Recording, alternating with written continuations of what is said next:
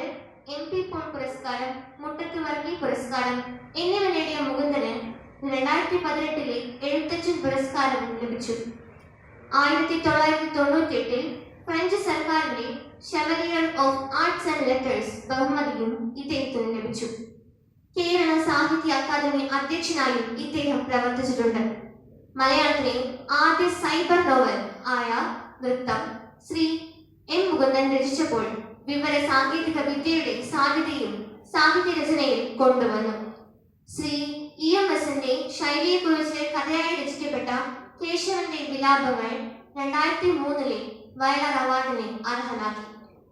ഏറ്റവും മികച്ച ഗ്രാമീണ ഗ്രന്ഥശാലയായ പെരുങ്കുളം ബാപ്പുജി സ്മാരക വായനശാലയുടെ രക്ഷാധികാരിയാണ് അദ്ദേഹം.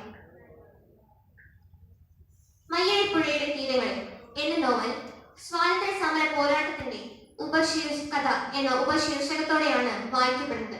പണ്ട് ഫ്രഞ്ച് അധീന കോളനിയായിരുന്ന മാഹി എന്ന ദേശത്തിന്റെ രാഷ്ട്രീയ സാമൂഹ്യ പശ്ചാത്തലത്തിലേക്ക് ഇറങ്ങിച്ചേരുന്ന ഈ നോവൽ അവിടുത്തെ സാധാരണ ജനത നേരിട്ട കഷ്ടപ്പാടിന്റെയും യാതനയുടെയും കഥകൾ പറയുന്നു.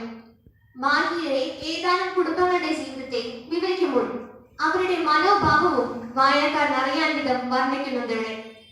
1974 ഈ കൃതി പ്രസിദ്ധീകരിക്കപ്പെട്ടത്. പാമ്പുകടിയേറ്റ് മരിച്ച കേളുവച്ചന്റെയും കുറമ്പിയമ്മയുടെയും മകനായിരുന്ന ദാമു റൈത്തരുടെ മകൻ ദാസനാണ് നോവലിലെ മുഖ്യ കഥാപാത്രം. ഫ്രഞ്ച് ചരിത്രത്തിലെ വീരനായിക റാങ് ദ ആർക്കിന്റെയും മരണത്തിനും ജനനത്തിനുമിടയിൽ ആത്മാക്കളുടെ ഇടത്താവളമായ അറബിക്കടലിലെ വെള്ളിയാങ്കലിന്റെയും കഥകൾ